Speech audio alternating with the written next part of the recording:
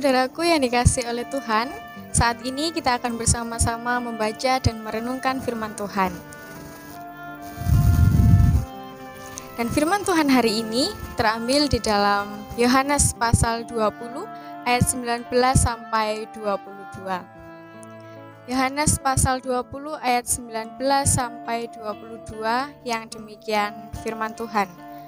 Ketika hari sudah malam pada hari pertama minggu itu, berkumpullah murid-murid Yesus di suatu tempat dengan pintu-pintu yang terkunci karena mereka takut kepada orang-orang Yahudi. Pada waktu itu datanglah Yesus dan berdiri di tengah-tengah mereka dan berkata, "Damai sejahtera bagi kamu." Dan sesudah berkata demikian, ia menunjukkan tangannya dan lambungnya kepada mereka. Murid-murid itu bersukacita ketika mereka melihat Tuhan. Maka kata Yesus sekali lagi, "Damai sejahtera bagi kamu. Sama seperti Bapa mengutus aku, demikian juga sekarang aku mengutus kamu."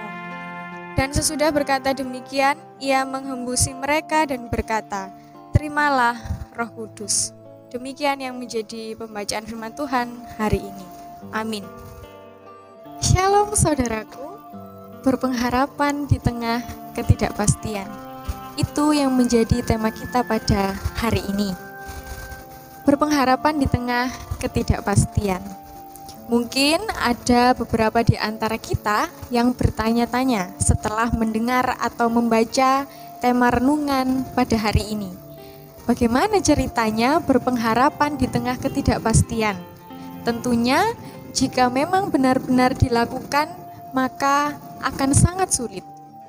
Seperti halnya menunggu balasan cinta dari seseorang yang tidak mencintai kita, atau mungkin menunggu hujan datang dikala musim kemarau.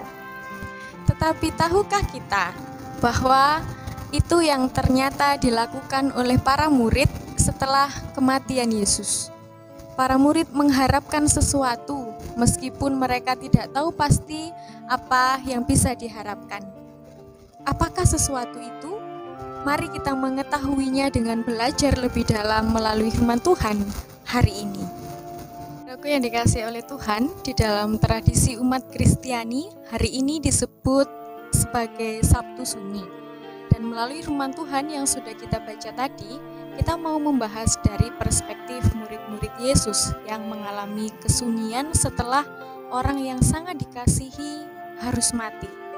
Kesunyian yang dimaksud bukan hanya sunyi tanpa kegiatan apapun, tetapi juga sunyi secara batiniah, spiritual, dan mereka juga hidup dengan penuh ketakutan.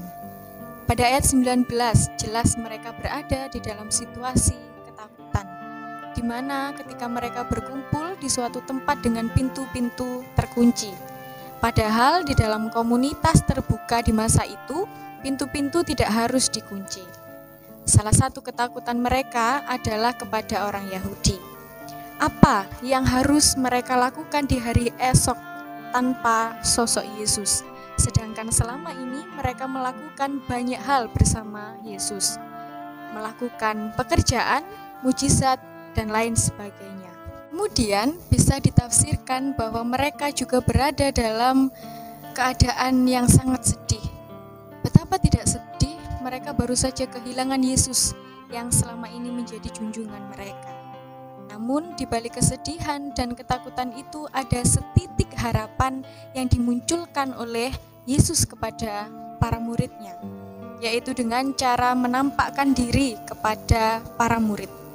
Secara tidak langsung, ini juga membangkitkan pengharapan para murid di tengah-tengah ketidakpastian karena kepergian Yesus yang mungkin saja tidak kembali. Pengharapan akan kehadiran Yesus di tengah-tengah mereka akhirnya terwujud. Yesus yang harus mati ternyata telah mengalahkan maut dan membuktikan kuasanya yang lebih besar dari apapun. Bukan hanya itu, saudaraku, bahkan para murid menerima damai sejahtera dari Yesus.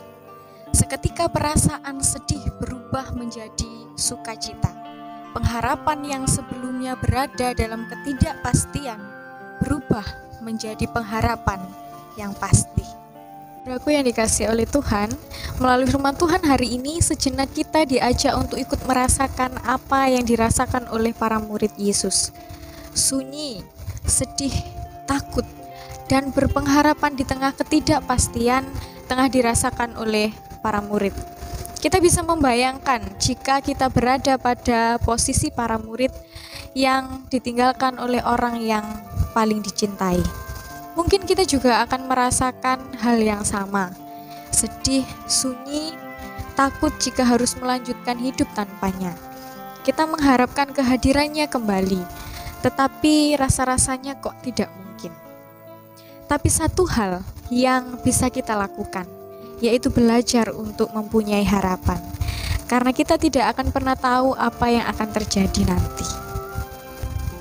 Dan satu hal yang perlu kita ingat, meskipun kita berada pada keadaan yang demikian, Tuhan Yesus akan mengubahnya menjadi sukacita. Jangan takut untuk berpengharapan. Selamat menghayati Sabtu Sunyi dan terus berpengharapan di dalamnya. Tuhan Yesus memberkati. Amin.